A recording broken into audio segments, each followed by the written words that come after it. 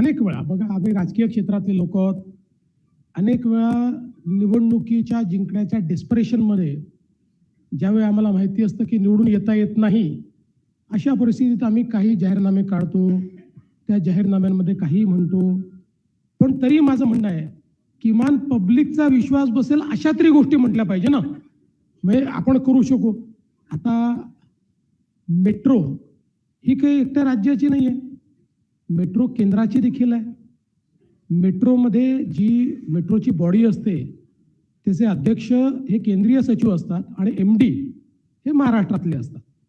दुसरं, कुठल्याही मेट्रोला ज्यावेळेस आपण त्याचं फेअर फिक्सेशन करतो, कायद्याने त्याची फेअर फिक्सेशन कमिटी तयार झाली आहे आणि त्या फेअर फिक्सेशन कमिटीलाच ते अधिकार आहेत, कायद्याने दिले आहेत. म्हणजे उद्या माझ्या मनात आलं की तिकीट माफ करून टाकायचं आहे, तरी मला करता येत नाही. ती फेअर फिक्सेशन कमिटी सांगते इतका खर्च आहे, ऑपरेशनल तरी खर्च निघाला पाहिजे. समजा जर हा खर्च या ठिकाणी तुम्ही काढणार नसाल आणि कन्सेशन द्यायची असते तर तुम्ही कुठनं पैसे देणार आहे सांगा. आणि म्हणून ज्या गोष्टी आपल्या हातातच नाहीत त्या गोष्टींची आश्वासन. आणि मी तुम्हाला एक सांगतो, मी पुणेकरांना जाऊन ओळखतो. पुणेकर जे आहेत हे वेळेवर टॅक्सेस भरणारे लोक आहेत. आता तर ऑनलाईनचा जमाना आहे, पण मी ते देखील बघितलेलं आहे की जेव्हा एकमेव शहर की ज्या शहरामध्ये लाईन लावून टॅक्सेस भरणारे, लाईन लावून विजेची बिलं भरणारे, ते केवळ या पुण्यामध्ये बघितलं. पुणेकरांना मोफत नको आहे, पुणेकरांना रिलायबल आणि डिपेंडेबल हवं आहे.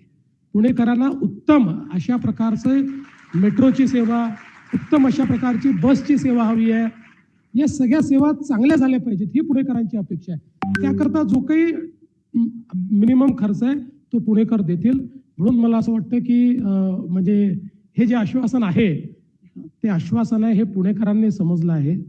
जे पूर्ण होऊ शकत नाही हे त्यांना माहिती आहे, पण पुणेकरांची त्याच्यावर नाराजी नाही, कारण त्यांना माहिती आहे की त्या ठिकाणी ते निवडून येणार नाही आहेत. तसेच युरोपमधील अनेक लहान मोठ्या शहरांच्या मध्ये मेट्रो आणि ट्राम, तर काही ठिकाणी बस सर्वांच्यासाठी मोफत त्या ठिकाणी दिली जाते. तर आम्ही पण मोफत मेट्रो आणि मोफत बस हा देण्याचा निर्णय घेतो.